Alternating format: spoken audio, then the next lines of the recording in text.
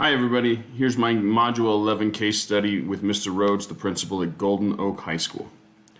The people of the case, you have Mr. Rhodes, who's the principal, Dr. Newman, the superintendent, Karen, an 11th grade student, Karen's parents, the school counselor, Tyrone, an 11th grade student, Tyrone's parents, Carl, who is a 10th grade student, Carl's parents, Christina, a 9th grade student, Katrina's parents, and church minister, John, an 11th grade student and the starting quarterback, the athletic director, teachers at Golden Oak High School, and this case study takes place at the beginning of the second semester right after Christmas break.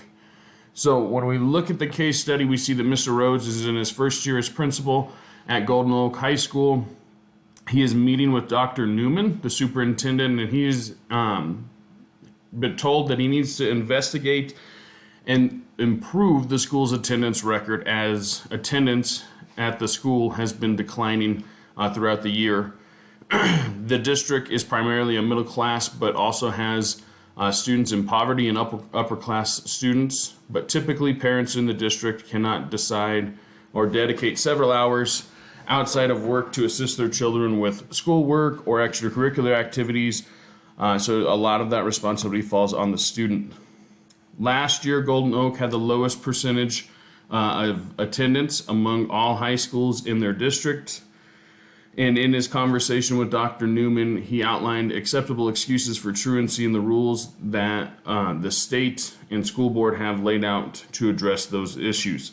The first step Mr. Rhodes has taken is to evaluate a few cases of students who have high rates of absenteeism, and finds several different cases: students missing school for educational experiences or religious reasons, another being excused due to athletics, another student whose parents do not feel it was important for him to be attending school regularly, and one who was married recently. Mr. Rhodes now is tasked with engaging the community and stakeholders and developing a culture that values attendance.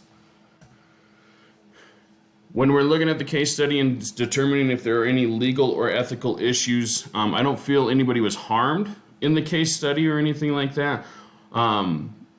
Not from the actions of Mr. Rhodes or Dr. Newman, but there's potential pushback from teachers, coaches, parents, students, and the school board, depending on what actions are taken. Legally, we at schools, you have to abide by federal, state, and local laws regarding truancy in school. So that is the legal part of the case here. I feel that it is reasonable to for Dr. Newman to assign Mr. Rhodes this, even though he is a first-year administrator. It is something that schools do have to deal with on a consistent basis, year in and year out, with making sure that their attendance percentage is up. I don't feel that there's been any breach of contract, no real action has been taken or anything like that. And at this point, without seeing how the case study plays out, I don't see any discrimination or harassment. And I feel that Mr. Rhodes may be at risk for these in the future, depending on how he addresses this situation. So what exactly happened? Mr. Rhodes must address the increasing level of absenteeism within the high school and discovers that there are several inconsistent reasons and teachers using personal discretion for both excused and unexcused absenteeism. He faces a challenge in changing school culture to improve school attendance records, and that will take gaining the support of students, parents, current educators, coaches, and the community. So here's the facts about the people that we know. What we do know is that Golden Oak serves 965 students in grades 9 through 12. Of the 965 students, 659 students have missed at least 10 days during the first semester. Most residents in the community are middle class, but there are also some students that are upper class and some students who live in poverty within the district. In the recent years, the community has diversified, adding more Asian and Hispanic families. We know that the school has a low turnover rate for teachers, most teachers having been at Golden Oak for 10 or more years. We know that students are offered several extracurricular activities, and football is a dominant sport within the district. We also know that parents in the district have a 1 to 2 hour commute to and from work, so they are unable to dedicate a lot of time to their children's after-school activities.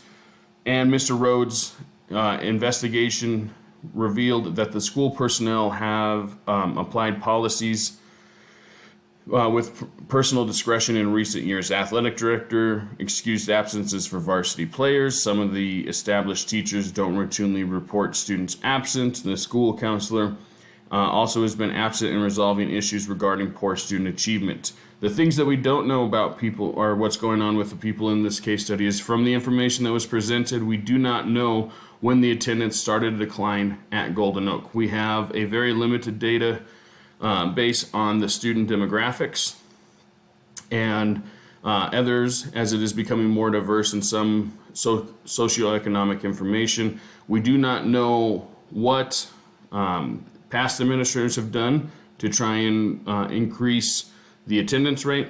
We don't know the current involvement of the social services or judicial system in Golden Oak. The standardized testing scores by teachers. We don't know the academic performance of students. We don't know the length of time the staff has been using discretion and at their own personal bias on absenteeism. And we don't know who's included on the administrative team at Golden Oak.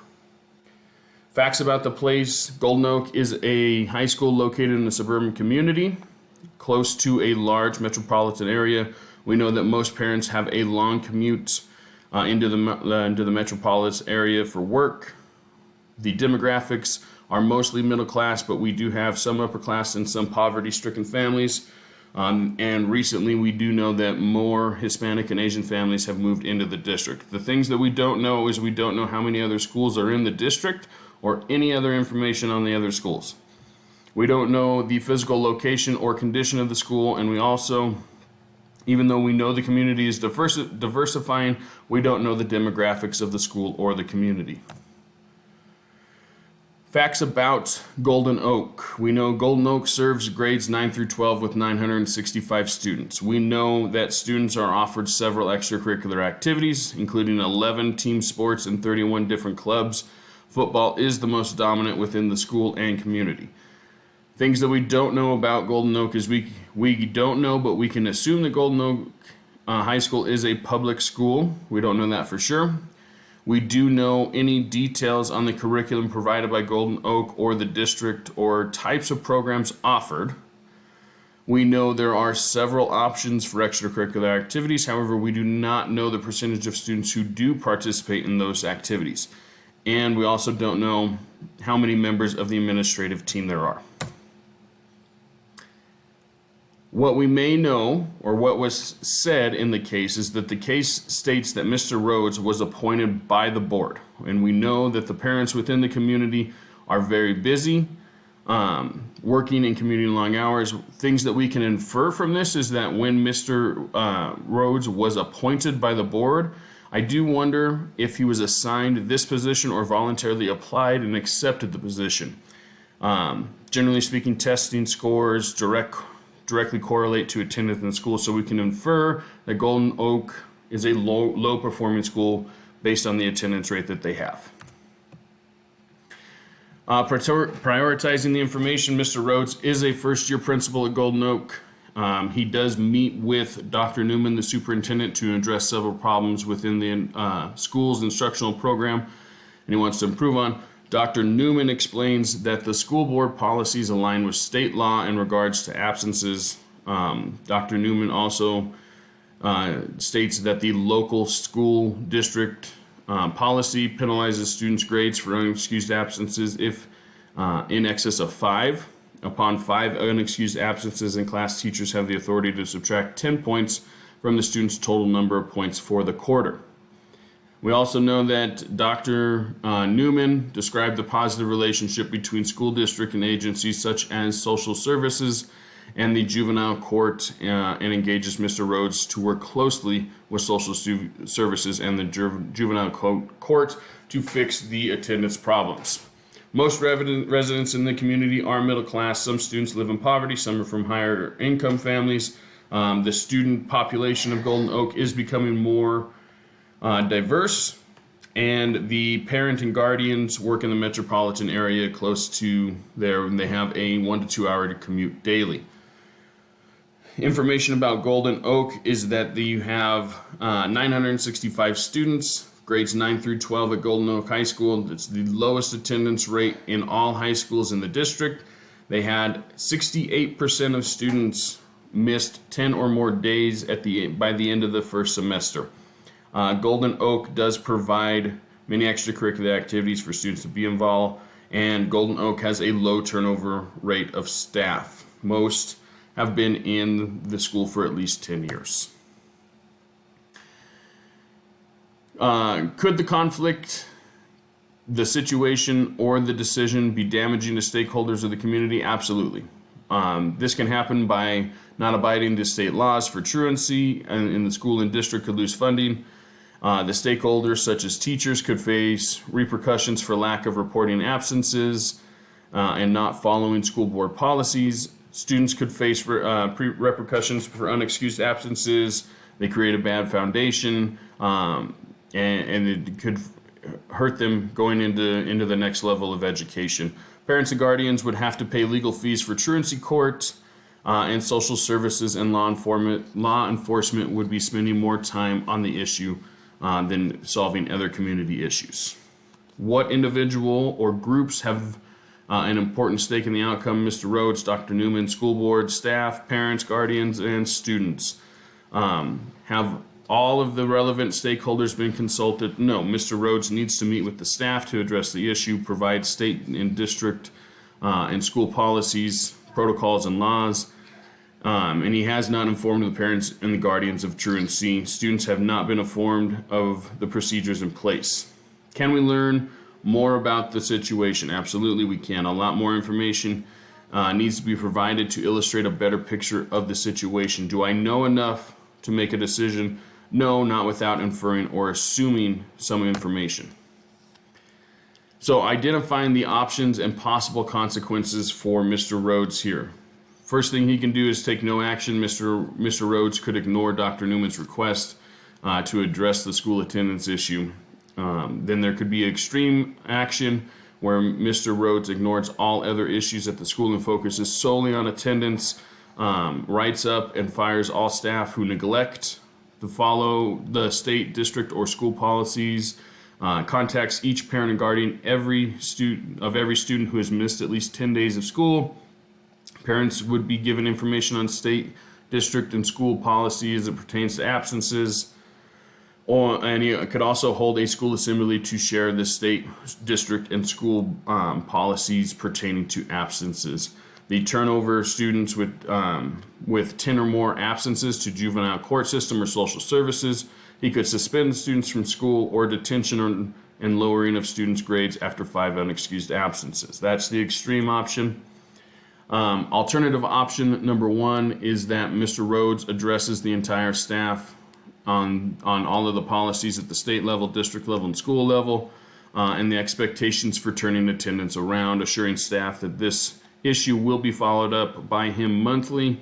Mr. Rhodes researches which teachers are failing to follow proper attendance protocols and meets with them individually. He informs all homeroom teachers that they are able to to contact the students' parents or guardians via phone call or email who have 10 or more unexcused absences, and he provides a script for them to go off of, and it will establish a new role of a secretary to oversee unexcused and excused absences for the school. Mr. Rhodes would send information home to inform parents of the more strict measures that are going to be taken for the attendance, and provide updated documentation of policies. The school will have an assembly for all students to address the attendance issues, and with Dr. Newman's approval, he will turn over unexcused absences to community agencies at 15 or more, providing information to all stakeholders. Alternative option number 2 is that he addresses the whole staff on the policies, procedures, and expectations for turning attendance in at the next staff meeting. Mr. Rhodes would provide documentation